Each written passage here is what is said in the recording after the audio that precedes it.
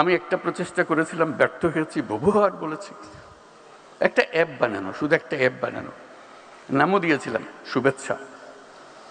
এটা হলো বাংলাদেশি যে যেখানে আছে দুনিয়ার, যে যে কাজে আছে, এই অ্যাপের মাধ্যমে বাংলাদেশের সঙ্গে যুক্ত হবার, বাংলাদেশি কে কী করছে তার খোঁজ খবর নেবার একটা সুযোগ হবে।